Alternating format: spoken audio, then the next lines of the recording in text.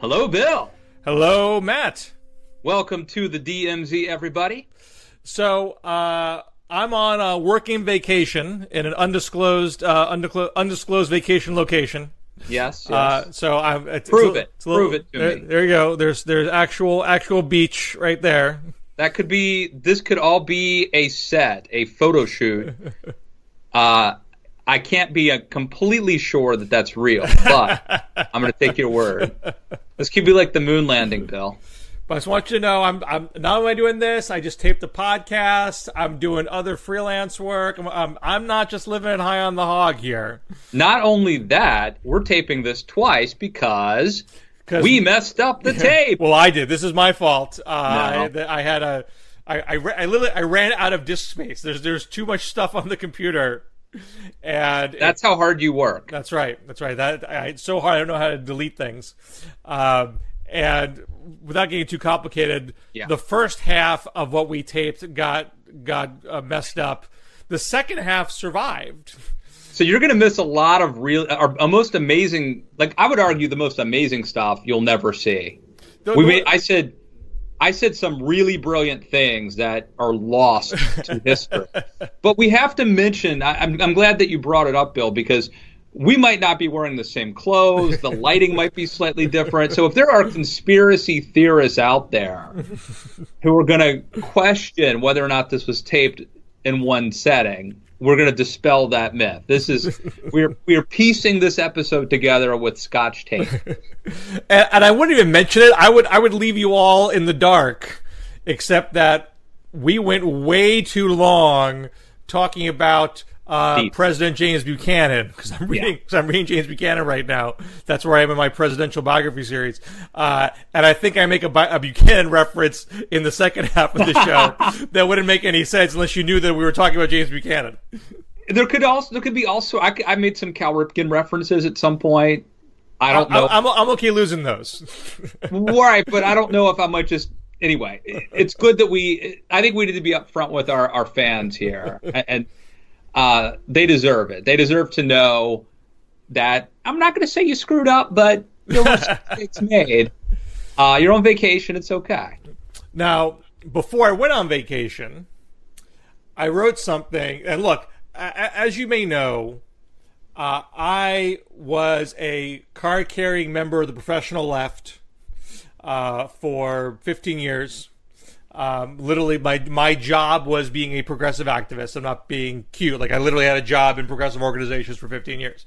And now I've turned you into a conservative. No.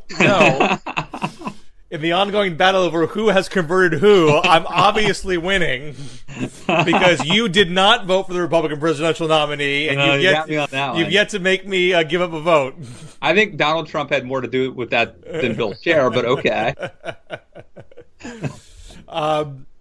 But in my current independent freelancer life, I've been more pointed in some criticisms of my fellow ideological travelers on the left side of the pond, and I go as far as to say that I'm not trying to pretend that I'm more well known than I actually am, but there is a slice of people in this universe that now see me as the epitome of a centrist pundit, a neoliberal centrist, the scourge of humanity, and nothing I have written in the past year and a half has triggered my socialist friends more than what I wrote last week, which was a headline, "Down Goes Socialism." Which, of course, for those who don't know, is a great reference to the Down Goes Frazier. Down goes Frazier! Down goes Frazier! Now for young people who don't know, Howard Cosell calling Muhammad Ali knocking out Joe Frazier, right? Smoking Joe Frazier. I thought it was Foreman. Was it Joe? Was it George Foreman? I think it was George Foreman that took out Frazier. I think we need to Google that. Wow. Okay. Okay. But Frazier was the champ at that point. Yeah. That's why it was so startling that he was undefeated. The Philadelphia left hooked them straight out of son of a sharecroppers out of Philadelphia, Pennsylvania. So the Joe Frazier, underrated. So what I find happens a lot when I write certain things that express a degree of skepticism towards the economic populist left, democratic socialist left, those in that camp immediately take me and take the article and put it in a preconceived frame. You are saying socialism is bad. You're saying it's never going to win. You are ignoring all the success we've had. And in doing so, they don't actually read the article read the words of the article, which are always more nuanced than headlines. And even the headline, even when I was on Twitter, so my Twitter feed was just deluged with critics more than it ever has been before over the past even more. And by the way, we were off last week. We're going to be off next week.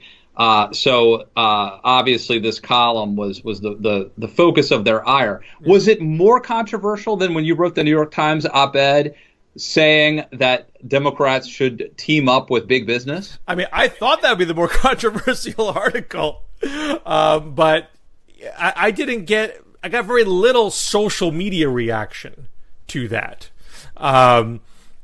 Really very, I could probably count the number of tweets that I got for that, where this was like, I can't, like if you were trying to contact me on Twitter, I would not have seen it because it's just this blizzard of hate tweets directed at me. And what, to focus on the headline for a little bit, people Which you don't write, probably. So when I don't write, and I made the standard point, I don't write the headlines, read the article, which is true. A few people were like, well, you should disavow the headline. You should have spoken up and made him to change the headline. But even the headline, but I don't disavow the headline. The headline did not say, down goes socialism. It is hereby dead and buried in its grave and will never become resurrected. That wasn't the headline. The headline is, this was a post-election analysis of that week's primaries in which they wanted to, that Bernie Sanders and Alexandria Ocasio-Cortez have made big endorsements for Abdul El-Sayed in Michigan for governor, of Brent Welder for Congress in Kansas 3. You had a couple of people trying to oust Democratic incumbents. Cori Bush did not oust William Lacey Clay. Sarah Smith, in a humiliating mistake on my part, based on earlier returns, I said she didn't make the cut in the top 2 Washington State primary, and by the time the returns were fully in, she actually did make the cut. So she lives to see another day, but the incumbent Democrat still outpaced her 2-1, and so it's still unlikely she's going to actually oust him come November. So you're not seeing a replication of what happened in Queens and the Bronx with Ocasio-Cortez beating Crowley. So that means we don't have a mass movement of Democratic primary voters trying to take out their incumbents, number one. And number two, you're not seeing Democratic socialists get their favored nominees in districts, in flippable swing districts, where they could prove to have test cases to prove that their platform is the secret sauce to flip districts red to blue. And so people were yelling in my feed saying, well, you're not mentioning Rashida Tlaib in Detroit, which I did. I did mention her in the article. And it seemed like she lost the special election because there were fewer candidates divvying up the vote. And so even her win there was a bit tenuous. But, a win's a win. Winning the primary is more important than the special, because the special is only going to count for a couple months in office, and the primary is for the full term after 2019. So the point I made in the article was Democratic socialists, and Tlaib is someone who identifies as a Democratic socialist, they're winning, but it's in the deepest blue areas. It's New York 14th, Bronx, Queens, it's Detroit. And look, that's not nothing. You're moving the goalposts. They're winning, and they weren't winning before. Yeah, they're moving the ball a bit. That's true. But their argument is you need our platform to win in the swing areas, and you're having a harder time getting test cases to prove that point. So it wasn't even so to go back to the headline. down goes socialism. Even the headline doesn't say down goes socialism into its grave, never to rise again. Yeah. This was after that special election. Right. Did you write the headline, Bill? I did not write the headline, but some people were like, well, you should have disavowed the headline. You should have made them change the headline. Like, the headline's not wrong. It had a bad night. It's a good headline. Down goes Frazier means he lost that fight. He won his next fight. They had three. Over. They had 3 fights, as I recall, right? Well, I don't think he won his next fight against Foreman, but he won the next fight that he had. So it's about having the difficulty to win in the areas that you need to win in the most. But of course, no one wants to really understand the nuance. I stand by your headline. So.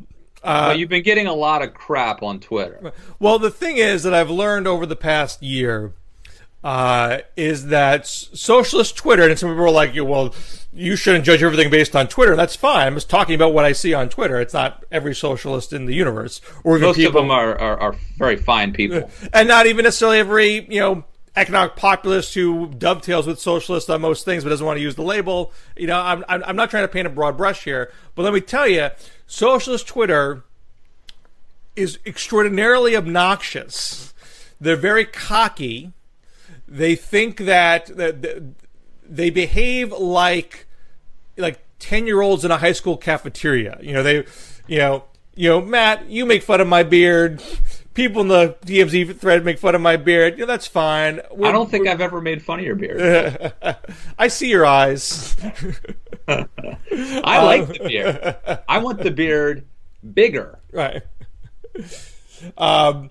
But it's hardly an example of high discourse to say, you're wrong because there's a gerbil on your face. That doesn't necessarily really communicate your point well. But I get that kind of thing from socialist Twitter, and I don't get it from any other kind of critic. I don't even get it from right-wing critics. Who say plenty of obnoxious things, mind you. And there's a narrative that they've told themselves. Well, and let me just hold that thought. I think part of it is that, socialists aren't mad at me because they know that I'm not close to being on their team, right? They know that I'm against them. But the alt-right probably hates me more than they hate you. The as I just read, this was an aside in the Buchanan book that I was reading, and I don't think it's a novel point, but the heretic is always more outrageous than the infidel. Yes. Buchanan was much more upset with Douglas than he was with Lincoln. Because Douglas was supposed to be one of their own, who was turning his back on the South in part. So I think that's a huge element of it here. But the childishness of the insults is relevant because it speaks to the insular nature of that community and the bravado that they have. They believe so deeply that the neoliberals destroyed everything. Clintons, Obamas, and the like, ruined the working class of America. Everybody knows this. Yeah. Well, the alt-right agrees with them. Our platform is manifestly popular. All the polls show this. And the only reason why we would ever lose is because of money and corporatism and the party rigging things. And if you're going to flack for them, you're a loser. You're a loser who deserves to be mocked and shamed. And I'm not even going to read the nuances of your piece. I'm going to judge it based on the headline. Or if I do read, I'm going to ignore all the nuances in it and attack you based on the headline. Yeah. And prove that you're a hack. Justice Dems won 5 races that night. And why didn't you mention that? Yeah. Well, most of those were in primaries in Republican areas that are so Republican that no one thinks that anyone has a chance in those districts. They're not the flippable red areas. They're the now areas you're talking too much sense, Bill. Right. But this is like the horseshoe thing. It's not even the alt-right. Trump supporters are exactly like these socialists. Mm-hmm. They believe that the Bushes, the Clintons, the establishment are, you're a hack if you want any sort of mainstream conservatism, you know, that those were all sellouts. And it's really funny how those two things, the socialists and the Trump people, like in a way agree on some fundamental things. Right. And so I had a follow tweet after I was tweeting out the article, which is, you know, things I never hear from socialist Twitter, which is, yeah, that wasn't our best night. We should, you know, learn some lessons and come back and do better next time. Maybe I shouldn't have been so dismissive about the establishment when they have their losses. Yeah. Because part of the narrative on the socialist left is Democrats lost 1,000 down ballot seats in 2010, 2014. This shows that they suck infinitely and should never be listened to anymore. And there's no doubt that Democrats had two very bad midterms. And there is an argument it's because Obama's policies weren't potent enough to impress voters. I mean, I can't say that argument has no merit, but it's also true that a lot of presidents have bad midterms. Obama was unique in having two terrible midterms, but it's not unusual for a president's policies to not seem impressive in the moment and to look better in the eyes of history. FDR had a terrible midterm in 1938, in part because the economy wasn't doing that great at that point, in a top to the court packing and things like that. You wouldn't say now, well, this proves that all of the New Deal was terrible because by year 6 nobody liked it. Right. Therefore, we should treat FDR like some neoliberal hack. It's a similar thing on the right, where like because Trump won the primary and got elected, there's almost this like Soviet notion that like history is now like clearly leading toward Trump, and if you believe in a different style of conservatism, you are now in the dustbin of history. Like right. You are on the wrong side of history. But like, wait a second, Bush won 2 elections, but I never thought that means that populism has been crushed forever. Like, Republicans have had Reagan and 2 Bushes. And when Romney won the nomination, I was never a big Romney fan, but like when Romney won, I never thought this means that if you are not a Romney supporter, every knee will bow, as Omarosa, said. Right. Like, but for some reason, the Trump people have this confidence that because he managed to win 1 election, that this is undeniably the future forever. Right. There's no going back. It's really interesting. I'm not sure where that comes from or why. I just a lack of historical perspective. The pendulum's been swinging for a long time. We toggle back from left and right, and we toggle within administrations. Midterm shifts. So everyone's like, well, Democrats are so terrible, they lost all these governorships. Well, they're probably going to get a lot of governorships this year because we're in a backlash to Trump. But they're like, it's almost like the sense I get is if you're a mainstream conservative, in their eyes of the Trump fan, it's almost like you still believe the world is flat, or like you are believing in something that has been not only disproven and discredited, but like so ancient and almost laughable. Right. All because the guy won 1 election. In my case here, I'm not arguing for the establishment. They are right at everything and you are wrong in everything. Yeah. I'm saying socialism, economic populism is having a hard time in certain areas that are important areas. Yeah. And this wasn't in the article, but secondarily, I mean, in the tweet, I'm indicating, look, politics is hard. People lose sometimes. Yeah. And there are many reasons to interpret why those losses happen. I'm not saying your interpretation is automatically wrong, but you're assuming it's the only interpretation. And, right. If you're going to judge people because of their win-loss ratios, well, better start taking a look at your own. And mind you, the socialist left, populist left hasn't had a win-loss ratio in a general election yet. They're 0 for 0. Right. We can't even do an apples-to-apples comparison. But after my piece ran, there was a 538 analysis over what endorsers in the Democratic Party big tent, how are they doing? And the DCCC is doing miles better than Justice Dems and Our Revolution is. Now, it wouldn't even be fair for me to say, well, this shows that they're better than you, because you're backing a lot of long shots. So, of course, your win-loss is going to be worse. But they're the ones trying to shove into my face that I'm ignoring win-loss ratios. I want to give you credit for really holding your cards close to your vest.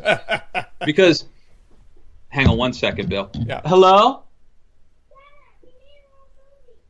Awesome, buddy. Daddy's making a video right now, honey. I can't talk to you now, but I love you.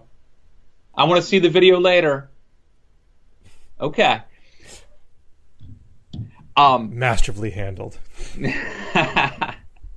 I have my door locked, so they can't do that thing where they come in behind me. What was I going to say? I'm going to give you credit for keeping your cards close to your vest, because last Tuesday, it seems like a million years ago, but 1 week ago, when there was this Ohio special election and the special elections around the country, I called you, and I'm like, I think the Daily Beast, I'm probably going to have to go on TV tonight to talk about this. I'm probably going to have to write a column for the Daily Beast about this. What's your take? What do you think would be an interesting angle for me to write about? And you were like, well, obviously if the Democrat wins, the obvious argument is this is trouble for Trump or whatever. And then I think you had your own angle that you said, don't write this because this is what I'm writing Politico. But you ended up coming up. You were the only guy who made this down goes socialism argument. And I don't think you brought it up during our call. You came up. There's a million political columnists in America who were all writing about the special election, and I think you cornered the market on this specific angle. Well, I didn't mention it to you then because, people think that everything's pre-written and I'm just like taking whatever data comes in and shoving into a pre-cooked narrative. I was waiting to see the results. I didn't know who else say was going to do. I didn't know what Brett Welder was going to do. Bill. You actually waited to the election? and here, I would say something about Kansas too, because I think it's important. So one of the things that the socialists come back at with is, we're pulling the party more to the left, but you're not giving us credit for that. I do give you credit for that. The party is more to the left than it was. I don't think you should only get the credit for it. I think Obama gets credit too. I think they like to ignore that part of it. Obama took the party more to the left than where Hillary Clinton would have taken it in 2008. I think that whetted the appetite for people. Oh, well, if Obama can win on these sorts of messages, well, why can't we do this? And the fact that Bernie did as well as he did is encouraging more people to take positions like single payer and whatnot. There's more of that in the party than there was 2 years ago. That's all true. So Sharice Davids, who won that primary in Kansas 3, she is an Obama White House fellow. She's a Native American. She's lesbian. She's a mixed martial arts practitioner. You want to talk about being intersectional? Right. You got the mixed martial arts and the lesbianism together? Well, interesting with the race. You guys think that the left is just identity politics all the time. Bernie and Ocasio-Cortez backed the white guy over Sharice Davids. Not because of identity, because they thought he was more ideologically pure. Sharice Davids is someone who said, if single payer is in front of me, I'll vote for it, but I think we need to focus in the short term on incremental improvements to the Affordable Care Act. She didn't put it quite in those terms, but that was the gist of her message, whereas Brent Welder was like single payer or bust. So to a Berniecrat, that is a clear distinction of where you really sit. You may be mouthing the word single payer. I just want to know if there's a Venn diagram that has the Native American, the lesbian, and the mixed martial arts practitioner. How many people are in that Venn diagram? There may be one. So the fact that's intersectionality, my friend. So Sharice Davids might not have won that primary 4 years ago. That's a more liberal candidate in Kansas City than you might otherwise have expected. And the tug of the Berniecrat plays a role in that. But there's still a difference between someone who is signaling I'm a pragmatist at heart and someone who says I'm going to go all out for the Democratic Socialist economic populist agenda. So if the Berniecrat wants to say, hooray, we're moving the parameters here, and that is satisfactory to me, great. Congratulations. But they're not really saying that. If that was good enough for them, they'd say, well, let's take Sharice Davids over this Brent Welder guy because she's got a lot else going for her. They didn't say that. They want it all. And that's where I'm going to judge them on that. I'm going to say, I'm going to judge how well you're doing based on that. Feel free to contact @Bill on Twitter with any concerns or complaints you may have about this episode and his radical centrism and establishmentarianism. Anything else we need to talk about this week? No. Okay. You got to get to the beach, man. That's right. Well, I have another podcast interview today. Working vacation, Matt. Working vacation. Well, that's why we make the big bucks. So probably not next week. We might have to wait another 2 weeks. Yeah. Again, it's too late to say this, but what you should have done is stopped when we got done talking about James Buchanan. You hit pause. You come back a week later, and you talk about this. You hear this. Check out my podcast at New Books Network, the New Books and Politics podcast. One up this week with Ron Fine on The Constitution Demands It. Surprise for next week. And if you haven't caught it on my Annie Lowry podcast about her book Give People Money, about universal basic income, that is also up there as well. Oh, I want to listen to that one. That was a good one. I think you'll enjoy I like her. And I like her. And you got a plug? Yeah, you can support what I do at Patreon/Matt Lewis. And also, we're rerunning some of the greatest hits on the podcast this week. Matt Lewis and the News on iTunes. Rate and review. And check back in 2 weeks, right back here. We'll be back continuing our Lou Gehrig, Ripken-esque streak of consecutive weeks with a couple of exceptions. Everyone has to take a week off. But that's not the Cal Ripken creed. Well, it's a partial Ripken. Let me make an argument. Ripken, at one point, for years, he had a consecutive inning streak. Not just a consecutive game streak, but he never missed an inning. But even the Iron Man had to take a break. I would like to compare us to Cal Ripken. Missing 1 week is like missing an inning. This is the millennial interpretation of Cal Ripken. All right, man. Enjoy the beach. Work on that tan. Yeah. And read. I'd like to see you up to Lincoln by the end of the vacation. That is the goal. That is the goal. All right. If people have, I have a Lincoln book in mind, but if people have their favorite Lincoln books, I'm curious because there's so much on Lincoln. It's hard to read it all. Well, I will recommend. It's not a biography, but I read. What was the book? I just had him on the podcast. Dan Abrams. Dan Abrams. That's it. Dan Abrams has a book about Lincoln's last murder trial. Who knew? I didn't even know. I thought he was like doing wills and like contract deals. Or like Abraham Lincoln did murder trials. Before I got to this spot, I had a pre-vacation over the weekend in the Berkshires, which is not far from where I live, and I took my mom to the Norman Rockwell Museum, and they have there his painting "Lincoln for the Defense," where Lincoln sort of shot from below, and he's got his fist on the table, looking very, very regal, very stern.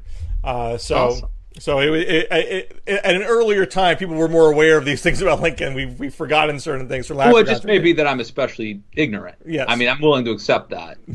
But the irony is I've read, I've actually, as Nixon said, like, I'm not educated, but I do read books. I have read some books about Lincoln, and maybe I just missed it, Anyway. Check out that podcast, and we'll see you back here in a couple weeks in the DMZ. Take care.